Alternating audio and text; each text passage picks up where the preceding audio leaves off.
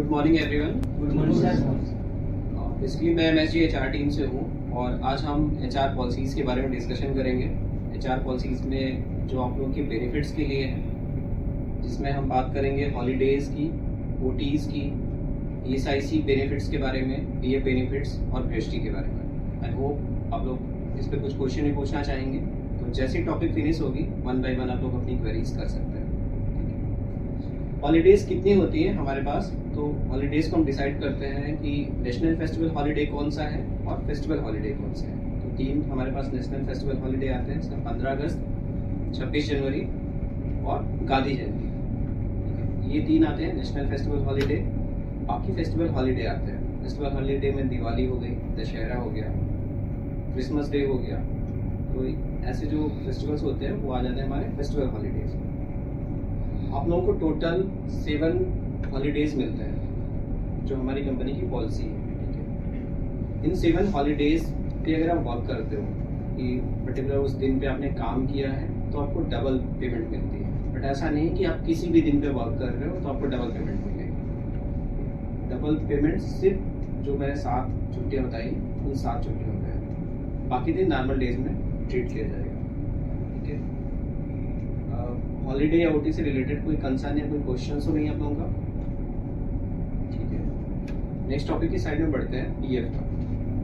PF में basically 12% की contribution जाती है आप लोगों के साइड से और 13% का कंट्रीब्यूशन हम पे करते हैं। तो टोटल एक्यूमुलेट होता है 25%, जिसमें 24% आप लोगों के अकाउंट्स में जाता है और 1% चला जाता है गवर्नमेंट के एक्सपेंसेस में। 24% हो गया आप लोगों का। पीएफ का बेनिफिट ये है कि जब आपको लगता है कि आपको रिक्वायरमेंट है उस चीज़ की, उस फंड्स की, अकॉर्डिंगली आप कुछ एडवांस में विड्रॉल कर सकते हो।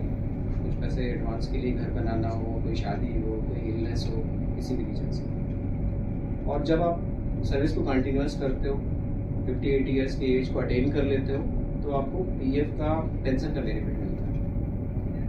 अगर आप 60 कंप्लीट कर लेते हो तो पीएफ में कोई ऐसी लिमिट नहीं है कि आप 60 तक कर सकते हो, 65 तक कर सकते हो, बट पेंशन में लिमिट है। 58 के बाद आप पेंशन एक्यूमुलेट सिर्फ 2 ईयर्स के लिए कर सकते हैं। तो 60 तक जाते जाते आप रिटायर हो जाते हो, पेंशन मिलना शुरू हो जाता है। नॉर्मल आप वर्किंग करते हो तो आपका पीएफ का पैसा जो 8.33% जा रहा होता है पेंशन अमाउंट में, वो सब एक ही जगह एक्यूमुलेट हो जाता है। 24% की कंट्रीब्यूशन होती है। विड्रॉल का प्रोसेस आप लोगों को पता होगा, लेकिन पता है कि सीएससी सेंटर, साइबर कैफे में जाके आप चेक कर सकते हो या खुद सेल्फ पीएफ पोर्टल पे लॉग इन कर सकते हो। पीएफ निकालने के लिए 2-3 चीज़ें बहुत मस्ट है। पहला तो आप लोगों का डेटा बिल्कुल करेक्ट होना चाहिए। यूएन नंबर, आप यूएन नंबर को एक्टिवेट करो अपने सेल नंबर के साथ। सेल नंबर आपको वो होना चाहिए जो आपके आधार में रजिस्टर्ड है। ऐसा नहीं कि आपने आधार में कोई नंबर रजिस्टर्ड है और आपने कोई अदर नंबर पे एक्टिवेट करना चाह रहे हो। प्लस केवाईसी आप अपडेट करिए। अपनी केवाईसी में अपना बैंक अकाउंट डिटेल्स पूरी बैंक यूज करके इंश्योर करो कि उसका चेकबुक या पासबुक आपके पास हो, और कोशिश ये करो कि जो पॉपुलेटेड बैंक है, प्राइवेट हो या गवर्नमेंट हो, वो बैंक हो।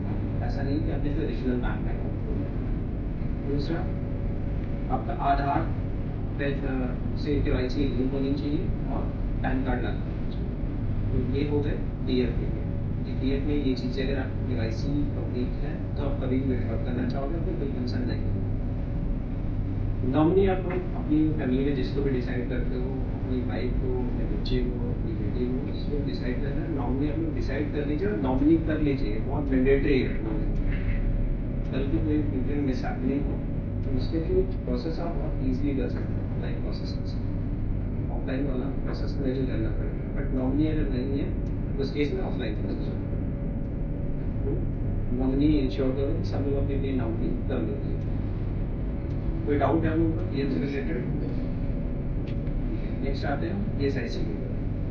ईएसआईसी में भी जैसे पीएफ एक गवर्नमेंट बॉडी है, वैसे ईएसआईसी भी गवर्नमेंट बॉडी है। और ईएसआईसी का बेनिफिट ये है कि जितने भी मेडिकल एक्सपेंसेस ट्रीटमेंट आते हैं जो भी खर्चे होते हैं वो ईएसआईसी बेयर करती है। उसके लिए आपको ईएसआईसी कार्ड्स होना चाहिए और आधार कार्ड लेके आप ईएसआईसी कार्ड्स और आधार कार्ड लेके आप ईएसआईसी हॉस्पिटल में विजिट करें या डिस्पेंसरी में, ईएसआईसी के डिस्पेंसरी पे वहाँ पे विजिट करें। तो वहाँ पे आप विजिट करते हो तो आप पर्टिकुलर एक स्लिप बनवाते हो। स्लिप बनवाने का डॉक्टर से बोलते हो कि मुझे ये बताते हो कि मुझे ये कंसर्न है, ये प्रॉब्लम आ रही है, डॉक्टर आपको एडवाइस लिखता है और वहीं भी डिस्पेंसरी से आपको दवा जाती है, तो आपको बाहर से कुछ नहीं खरीदना पड़ता। सिर्फ है कि डॉक्टर बाहर की कोई मेडिसिन लिख दी, सारी ट्रीटमेंट आपकी एसआईसी से होती है। और जितना भी खर्चा आता है, इनकेस कभी कोई मेजर इलनेस, कोई मेजर एक्सपेंसेस है और वो उन्होंने किसी को ट्रांसफ़र कर दिया कि पर्टिकुलर एसआईसी हॉस्पिटल में इसका ट्रीटमेंट नहीं है, आप किसी गवर्नमेंट हॉस्पिटल की जगह उस प्राइवेट हॉस्पिटल में ट्रीटमेंट ले सकते हैं। तो अगर वो रेफर करते हैं तो उस केस में आपको प्राइवेट हॉस्पिटल का भी एक्सपेंसेस मिलेगा, बट एसआईसी जब रेफर करेगी उस केस में, ऐसा नहीं कि अपनी मर्जी से प्राइवेट हॉस्पिटल में चले गए।